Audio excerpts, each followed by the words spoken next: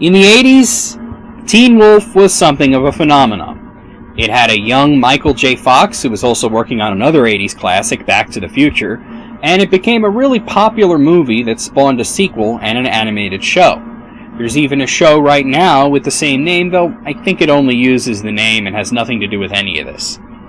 That being said, I never actually saw this one until this feature.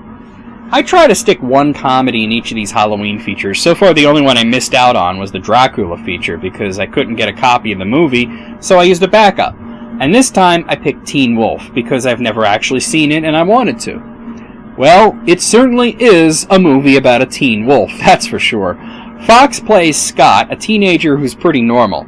He's a good kid, he gets decent grades, he has some friends, he plays for the basketball team where he is neither the best nor the worst player, and he does stupid teenage shit.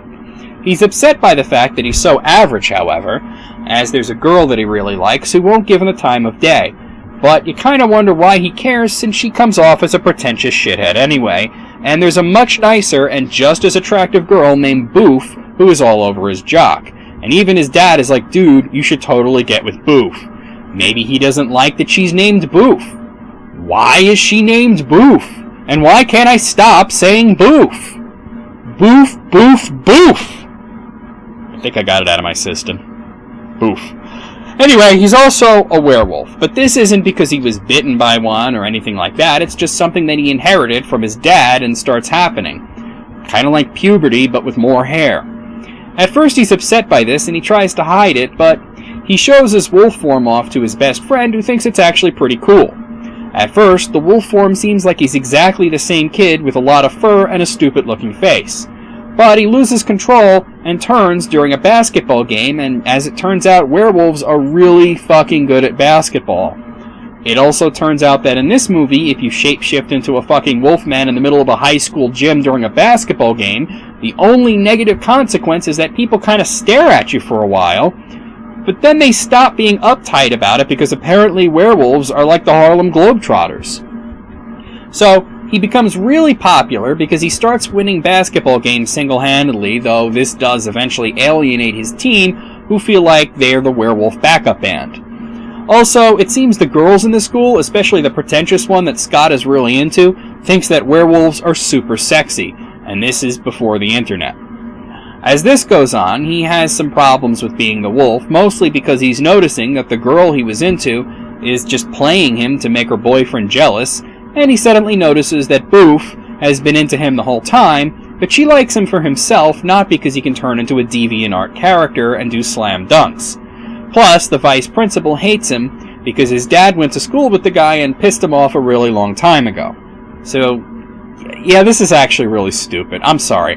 I tried to like this one for the whole 80s nostalgia thing. I'm down for that, but this is dumb. I can barely swallow that turning into a werewolf during a high school basketball game wouldn't send every single person in the gym running and screaming. So him becoming a sort of local celebrity is a bit of a stretch. Nobody is like, holy shit, werewolves are real. They're more like, holy shit, this guy rules. The last bit of the movie is basically where it shows its true colors. This isn't a teen werewolf comedy, it's a teen sports comedy that happens to have a werewolf in it. Replace the word werewolf with steroids and yeah, it's a basketball movie.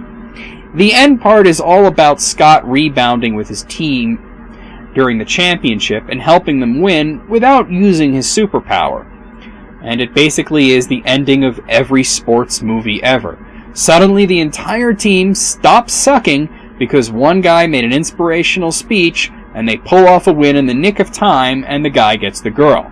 But not the bitchy one, the one that liked him the whole time, not because he could trip over a basketball and somehow still score 2 points. That being said, it has some funny parts, but it's just too dumb for words.